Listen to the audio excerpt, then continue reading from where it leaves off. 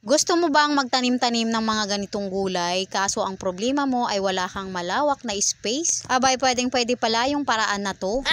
Gamit lang itong plastic bottle ay pwedeng-pwede pala tayong makapagtanim kahit nasa bahay lang tayo. Gamit itong plastic ng mineral water, binutas-butasan ko lang yan. Gamit naman itong screw. Pinainit ko muna itong screw dyan sa kalan bago natin itusok-tusok dito sa ating plastic bottle. Guys, pwedeng-pwede pala natin itong gawin kahit nasa bahay lang tayo at walang malawak na space. Alam nyo ba, sa mahal ng mga gulay ngayon ay talagang mapapaisip ka na lang kung paano ang paraan na gagawin mo para naman kahit papaano ay makatipid. Naisipan ko itong gawin dahil wala rin naman akong gagastusin dito guys, kasi itong mineral water ay pwede naman natin itong mahingi kahit dito sa ating mga kapitbahay. At dahil nakahingi nga ako ng 2 plastic bottle dyan, itong 1 piraso ay gagamitin ko sa pagtatanim ko ng kangkong. Alam nyo ba, pinaka-pangunahing gulay na kailangan talaga natin ay itong kangkong. Hindi talaga to nasisiro sa 1 linggo. Kaya naman baka sa paraan na ito, sa pagtatanim ka na ito ay hindi na talaga natin bibilhin itong mga ganitong klase ng gulay. Pagkatapos kong mabutas-butasan yung plastic bottle na yan, nilagyan ko lang at pinuno ko ng lupa.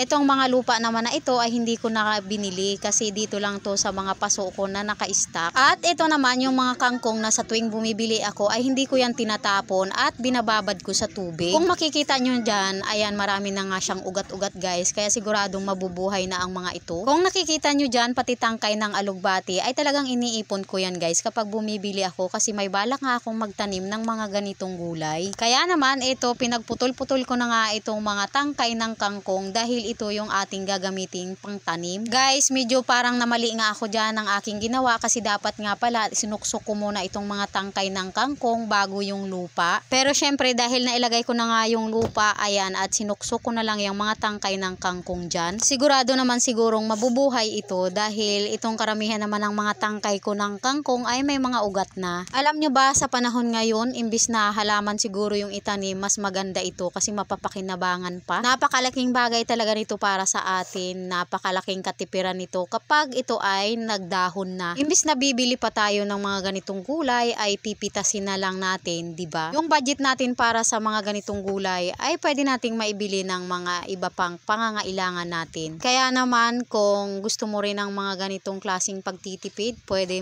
ito. Wala kang kaarti-arti sa katawan, abay pwede talagang gawin. Ayan, at malapit ko na palang matapos yung aking DIY na pagtatanim ng kangkong. Ganyan na yung kinalabasan niya, pagkatapos ay diniligan ko lang yan para sigurado tayong mabubuhay yan. Inilabas ko lang siya dito sa may mga tanim na rin na kamuti, tapos meron din ditong mga malunggay. At para sa susunod, update ko lang kayo kung talagang nabuhay itong ating tanim na kangkong.